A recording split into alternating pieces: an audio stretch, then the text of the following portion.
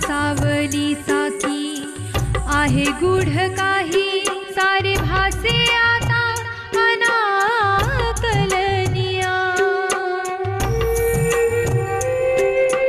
अनाकलनिया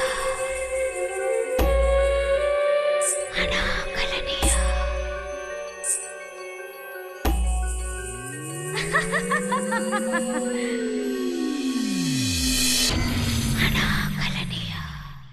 आम्ही गावदेवीच्या शब्दाला बांधले गेलो. कुठली शब्द? ज्या क्षणी जॉनथन मेला त्या क्षणी तुम्ही तुमच्या शब्देतून मुक्त झाले. खरंच? हो. हवं तर तुमच्या आईला विचारा. अरुणाने मूर्खासारखी कल्पना दिली आम्हा सगळ्यांना आणि त्या एका गोष्टीमुळे हे सगळं पुढे घडलं. मारिया, तुझ्या त्या फोटोत गळ्यात असलेलं ते नाणं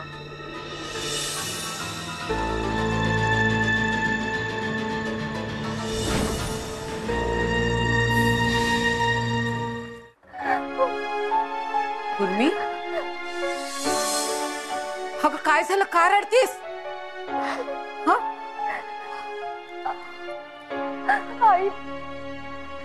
आई, मी पोलीस स्टेशनला गेले होते.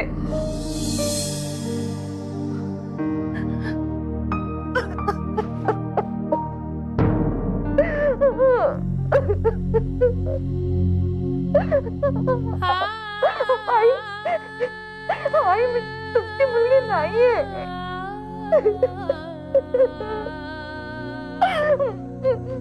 तुमची मुलगी कधीच नव्हते. मी तुम्हाला तर समुद्र किनाऱ्यावर सापडले होते.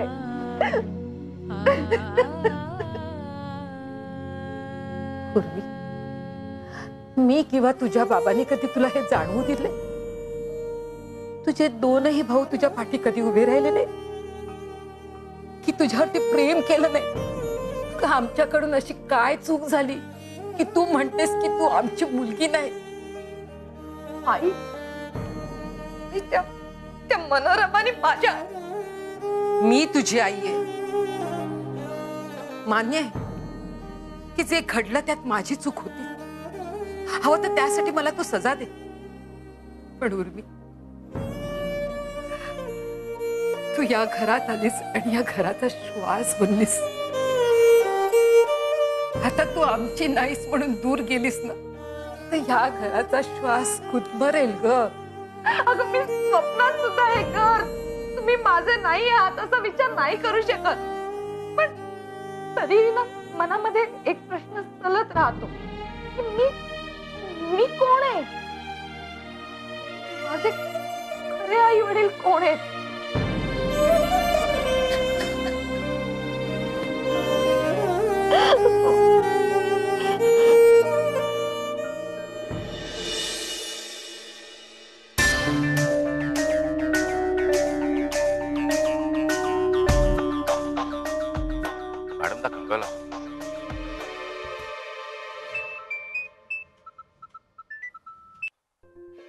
बोला सावंत. सर, जनक का गावात पोहोचले. ताबडतोब मॅडमना कळवा. त्यांना फोन केला होता पण त्यांचा फोन बंद येतोय. मॅडम बहुधा विश्वनाथकडे गेले असते. जनक का कुठे निघाली आहे? ती मुरली काकांकडे असते. मी तिला फॉलो करतोय. करा. जनक का मुरली काकाच्या रस्त्यावर लागली तर मॅडमना विश्वनाथच्या घरी गाठायचा प्रयत्न करा. ठीक. आणि सावंत, कॉन्टॅक्ट मध्ये राहा.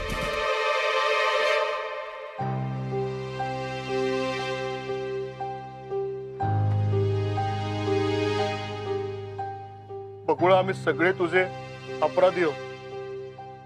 सोप्या मार्गाने पैसे कमवणं हे इतकं घातक ठरू शकतं हा साधा विचारही आमच्या मनाला नाही शिवलं. बकुळा, आम्ही तुझी माफी मागतो. आम्हाला माफ कर. दादा, मी तुम्हाला दोष देत नाहीये. मला माहित आहे तुमच्याकडून हे सगळं नकळत झालं. हे खरं आहे की मी एक अनाथ, पण हेही तितकंच खरं आहे की आज गावात असं कोणीतरी होत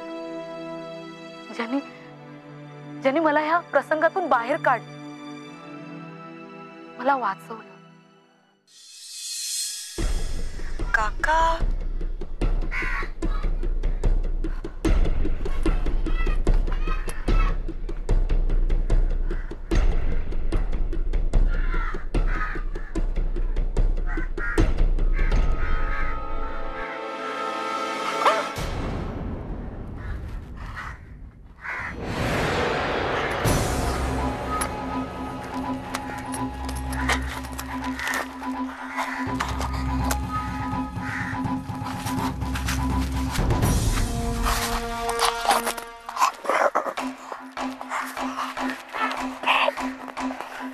जनक, तू गावात येऊन चूक केलीस. तुला काय वाटलं तुझं परत येणं तुला या आरोपातून वाचवेल? नाही, कारण लोकांसाठी तू परत आलेलीच नसशील. हे गुन्हे तुझ्या नावावर कायमच राहते.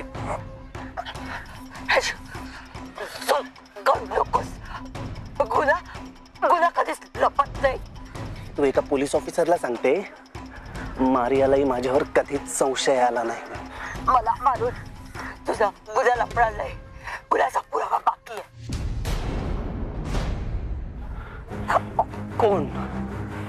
अजून कोणाला माहिती आहे? कोण होतं तुझ्यासोबत? कोण होतं?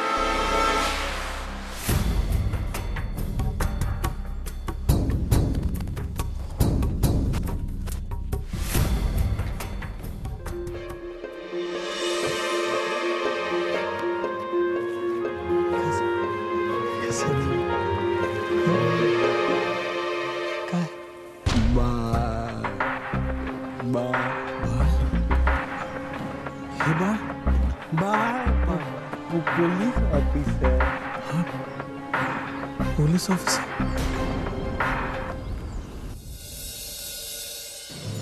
हे बाळ पोलीस ऑफिसर.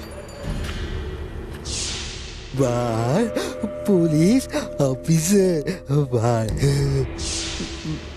मारिया तुझं बाळ आहे. बाळ बाळ बाळ मम्मा माझं बाळ. बाळ पोलीस ऑफिसर. बाळ बाळ.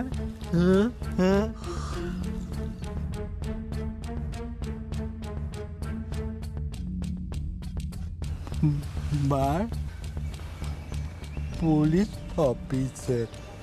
बाळ पोलीस ऑफिसर. माझी मुलगी माझ्या समोर होती.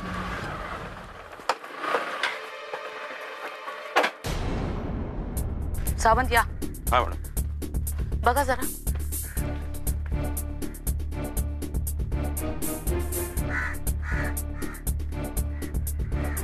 मुरली काका? हो ना, इथे कोणीच नाहीये.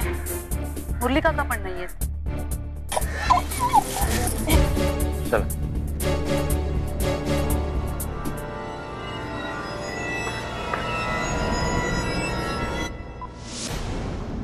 सावंत, या मॅडम. मंदिराच्या मागे कोणीतरी आहे.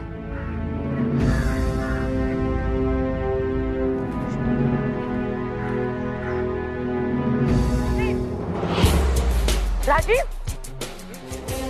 Rajiv stop. Rajiv, Rajiv I shoot. Damn it. Sawant पाठला करत त्याचा. जनता, जनता तुला काही नाही होणार. जनता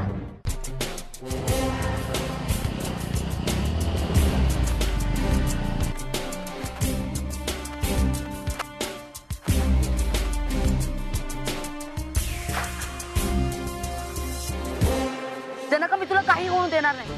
जनक मॅम तिला काय झालं? ते सगळं सोडा, आधी हिला हॉस्पिटलमध्ये न्यायची सोय करा. ॲम्ब्युलन्सला फोन करा.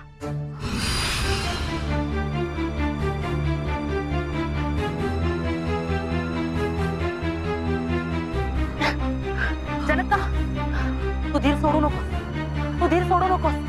मी तुला पुन्हा मरू देणार नाही. जनक प्रतापला राजीवने मारलं. काय? प्रताप विकासला मारायचा प्रयत्न करत होता.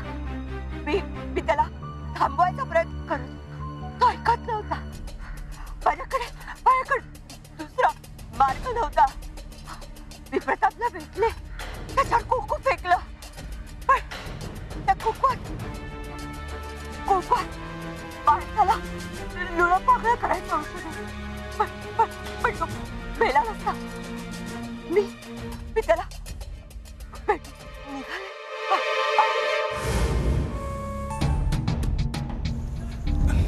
मदत आणि तुला आता जर तुला मदत केली ना तू माझ्यावरच उलटशील.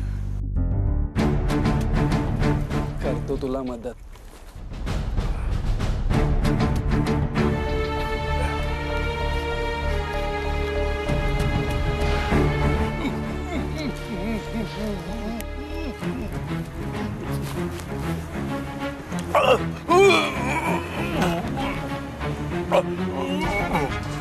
निवांत वाटेल.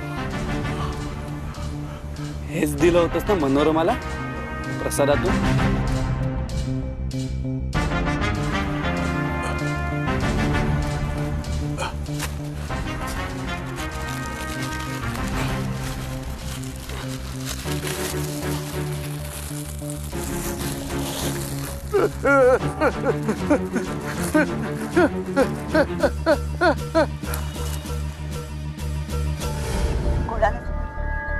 कधीच नाही. जॉनथनलाही नाही. माझ्यावर विश्वास ठेव. जा मारिया. त्याला पकड. जा. तुला अशा अवस्थेत सोडून मॅडम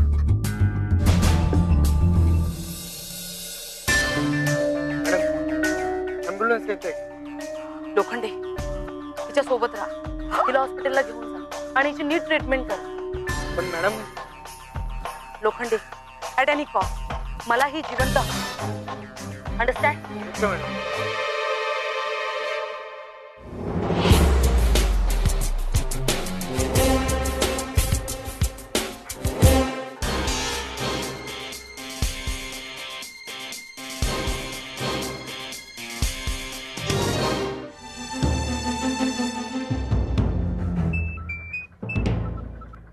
हॅलो हा सावंत कुठे आहात?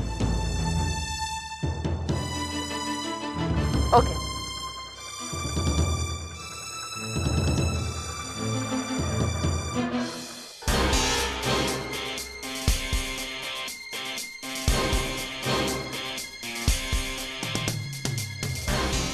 मला तिला भेटायला हवं. ती माझी मुलगी आहे. मारिया माझी मुलगी आहे. मला तिला भेटायलाच हवं.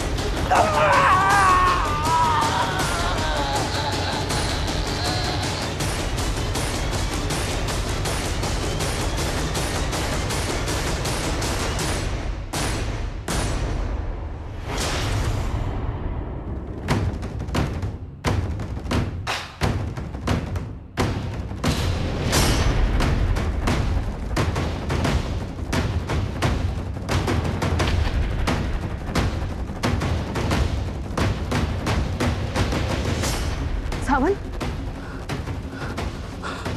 सावंत सावंत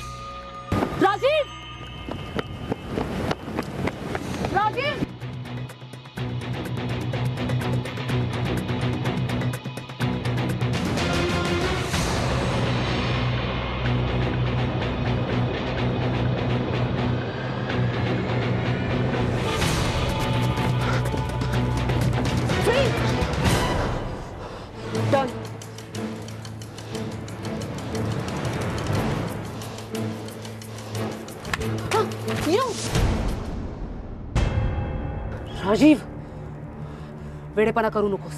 मॅडम हा वेडेपणा नाही, माझं या गावात भविष्य नव्हतं, मला पैसे हवे होते। ही वर्दी पैसे कमवण्यासाठी नाही दिलीये। सगळ्या पोलिसांनी जर तुझ्यासारखा विचार केला तर या जगात कायदा उरणारच नाही। मला जगाशी घेणं देणं नाहीये, मला पैसे हवे होते, खूप पैसे। ते मला या पोलीस स्टेशनमध्ये मिळणार नव्हते, ते मला प्रतापने दिले।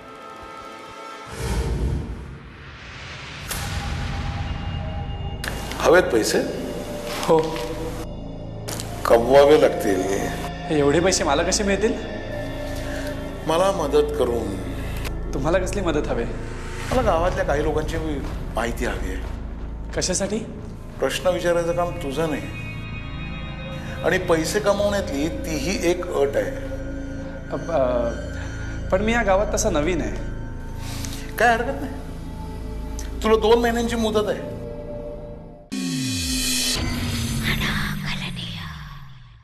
2 महिन्यानंतर मी या गावात राहायला येणार आहे, तेव्हा मला हवी असलेल्या माणसांची सगळी माहिती मला मिळायला हवी।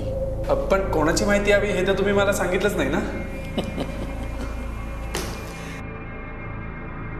यात त्या सगळ्यांची नावं लिहिलेली आहेत ज्यांची माहिती मला हवी आहे, आणि काय माहिती हवी आहे तेही लिहिलेलं आहे। मी पुन्हा 2 महिन्यांनी येईन, मला माहिती मिळायला हवी।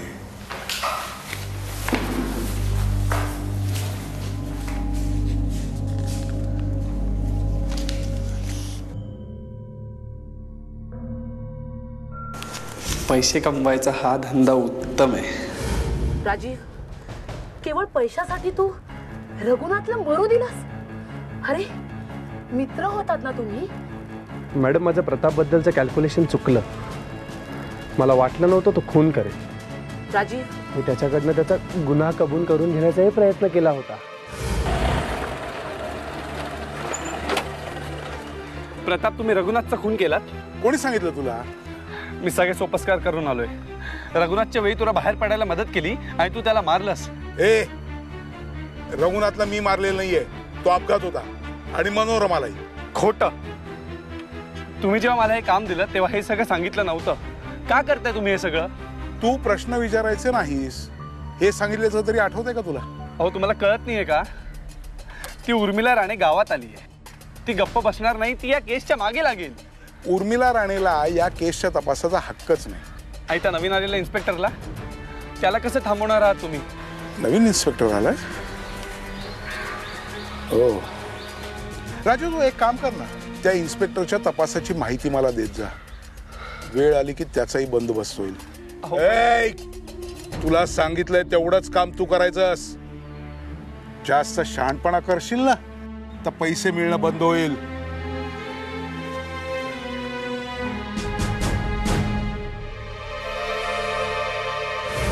प्रतापने तुला गप्प बसायला सांगितलं आणि तू गप्प बसलास. तुझ्या डोळ्यासमोर तो गावातल्या लोकांचे खून करत होता आणि तुझ्यातला पोलीस ऑफिसर मेला होता. सिनियर आहात म्हणून वाटतील ते आरोप खपवून घेणार नाही. मी प्रतापला थांबवण्याचा प्रयत्न केला होता. त्याला गावाबाहेर काढायची संधी बघत होतो आणि त्याच वेळी गावात जनक्का आली. प्रताप घाबरला. त्यालाच माहिती होतं की जनक्का जिवंत आहे. ती प्रतापच्या मागे लागली होती. तिला या सगळ्यात गोवण्यासाठी प्रतापने डिमीच्या खोलीत तिच्या मायेचे तुकडे टाकले. सगळ्यांना वाटायला लागलं की जनकाचा आत्मा हे खून करतोय. प्रताप त्याची पुढची चाल चालणार तेव्हाच अविनाश सरांचा ब्लास्ट झाला आणि तुम्ही इन्चार्ज म्हणून आलात. एका बाजूला जनक्का आणि दुसऱ्या बाजूला तुम्ही. त्यांना गावातल्या लोकांची माहिती होती म्हणून तो शांत बसला. पण त्यांनी त्याची चाल सुरू ठेवली आणि विकासला मारण्याची तयारी केली. हो, मी तुम्हाला अविनाश सरांची केस सॉल्व्ह करताना पाहिलं होतं आणि तुम्ही इथे असताना मला अजून एक खून झालेला नको होता म्हणून मी प्रतापचा खून केला आणि आळ जनकावर टाकलास. हो, ही आयडिया मला डिमीच्या खुनावरनं मिळाली.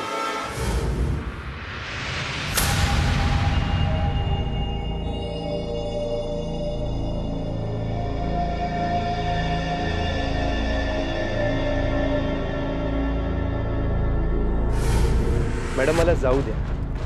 मी जमा केलेले पैसे मला पुरेसे आहेत आणि तुमच्याकडे जनक काय, ती जगली काय आणि मेली काय, तुम्हाला काय फरक पडतो? नाही राजीव, मी हे करणार नाही.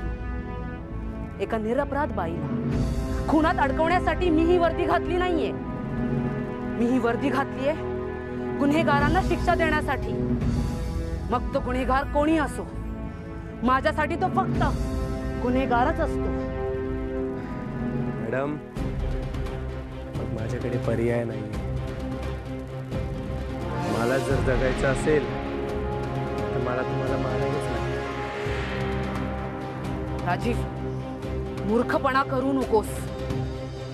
मॅडम, हा मूर्खपणा नाहीये. तुमचा प्रामाणिकपणा हा मूर्खपणा आहे. आजकालच्या जगात तुमच्यासारख्या माणसांना हेच मिळतं. राजीव, नो. राजीव!